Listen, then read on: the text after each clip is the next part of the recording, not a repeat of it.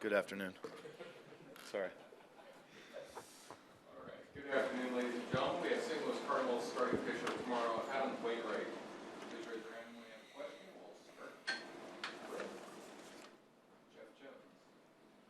Adam, you've had 3 postseason starts in this building. 2 of them you pitched very well when you guys lost those games. One of them you didn't pitch as well when you guys won that game. You kind of look back at a career pitching in the postseason here. What do you remember from those games, and how does that shape going into tomorrow?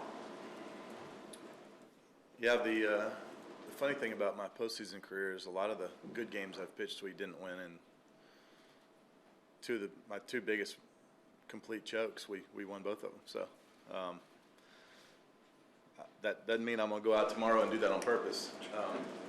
But it is interesting how baseball works sometimes. You know, just you can never get too comfortable in any lead against these great teams you play in the postseason. Adam, how much pride do you take in this start, and what does it mean to you for your team to trust you in a one-game winner-wrap-up situation? Well, I mean, I kind of consider all postseason games that way. I mean, I know they're not all the same, but in a way, there's so much momentum that goes with each and every start that's in the postseason. I treat them all like a win or go home. You know, I've tried to do that with every start of my whole career. Also, you know, just treat it with that same level of urgency and big gameness. You know, whether it's April 17th or it's October 17th. You know, I try to treat them the same. But it is a great honor bestowed on me. I know that the team feels confident. I feel confident. Our team as a whole feels confident about what's been going on in our clubhouse and out on that field. So it'll be fun. How do I feel what? Physically, with 8 days rest coming into tomorrow? I mean, pretty good. You know, it is a long season, so I mean that we thought about maybe trying to get in a game at the end, but it just made so much more sense to get everything, you know, completely ready for this game.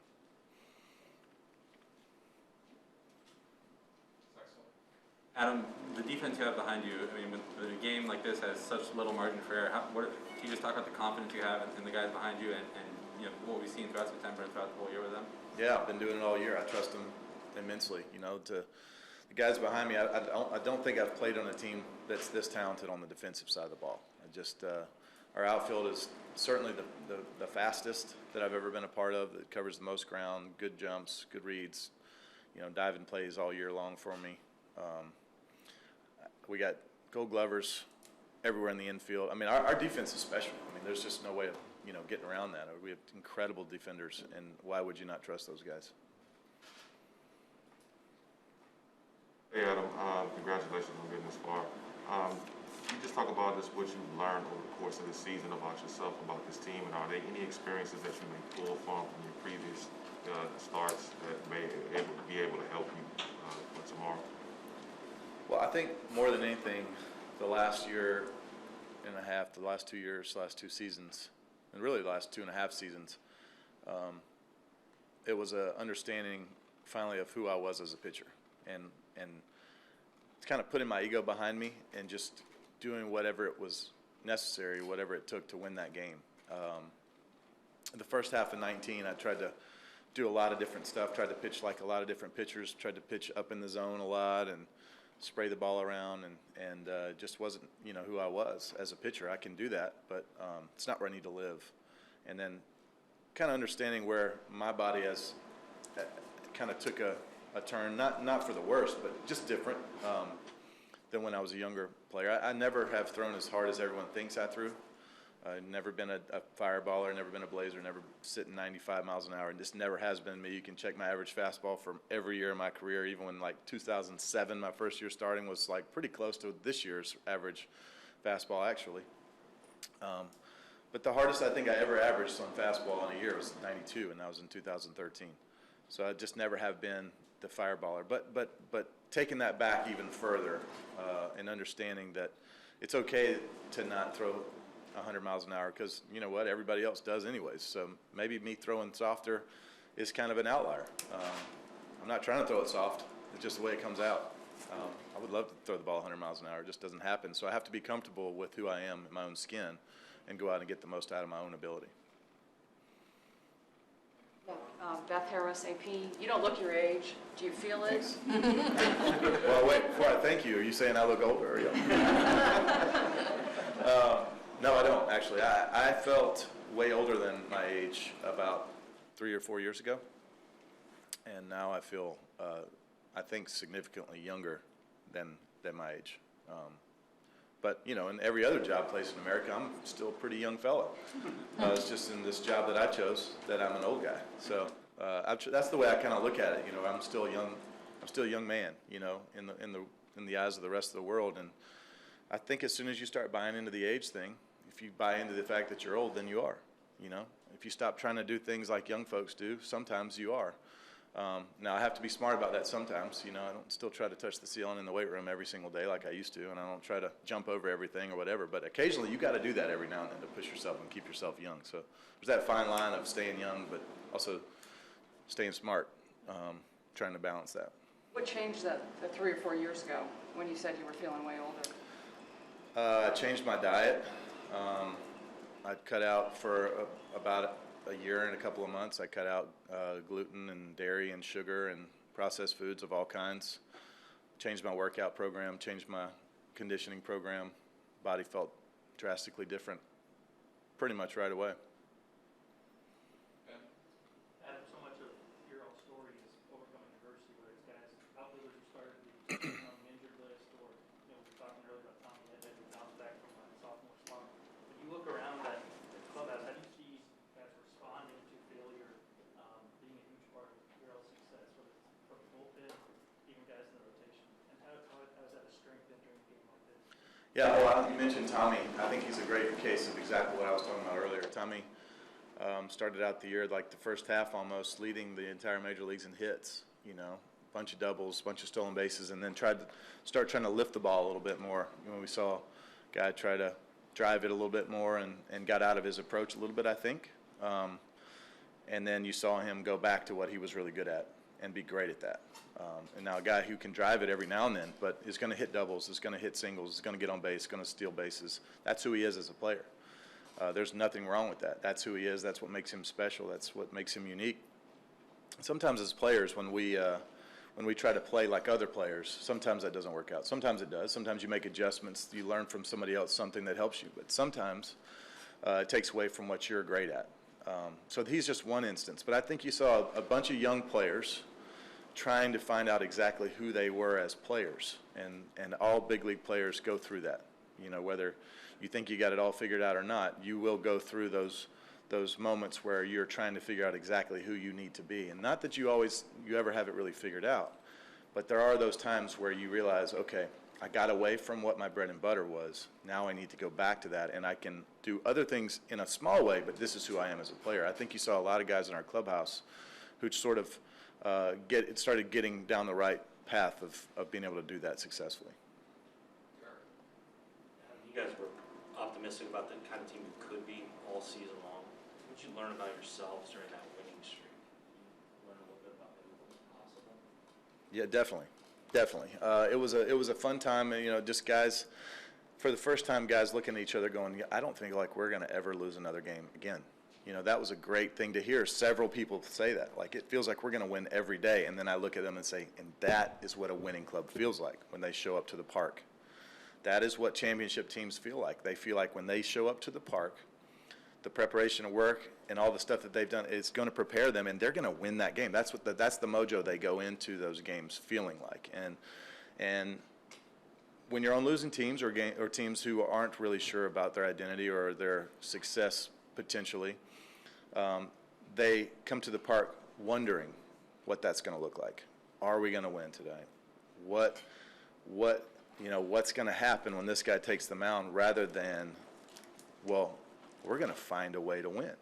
And that's what we were at mentally, and that's what we're going to try to continue in this postseason, is showing up every day, only figuring out how we're going to win. And for a while there, we were figuring out how to lose. We were finding new ways each day, seemingly, to lose games, and that's what losing teams do. I wondered about that contrast, like how you feel now compared to how the team felt coming to the ballpark in June. Yep. Yeah, coming to the park in June, it was like if one thing happened You know, you could see the team almost deflated, start to think, oh, well, here it comes again, you know, and that is what losing teams do. Winning teams don't have that attitude. Winning attitudes for winning teams, when something happens, you go, okay, well, we got to punch back. All right, we can come back from that. We will find a way to come back from that. And it's one thing to say it, and it's another thing to believe it, but our team started believing it, and then you saw what happened. I don't know if fitting is the right word or cool, but what does it mean to you, maybe even Yadi, to look over and see a playoff game where Albert Pujols is on the other team? I don't know if he's playing or not, but what does that mean to you? Does that mean anything? Is it significant? Cool? Not anymore. No, nothing's cool about that team over there right now to us. They had a great regular season. They're a very tough team. Albert's a great friend, but right now we're fighting, you know. We'll make up afterwards, but we're fighting right now. So I was watching Last Chance U earlier, and they were going over the game plan of the team they were going to face, and one of the players marveled at how fast the other quarterback was, and the coach stopped him and said, "Don't be a fan." And right now we can't be a fan of that other team. We've got to go out and compete. Do you keep in contact with him at all? Yes. Yeah, Albert's a great friend. We FaceTime and talk all the time. So have you guys spoken over the course of the last couple of days? No. Max and Clayton are both great friends of mine also, and we just, you know, we'll talk after. As a follow-up to Derek's question, what changed in that mentality? Obviously the winning helps, but in order to keep that faith and eventually make that transition, what changed that mentality?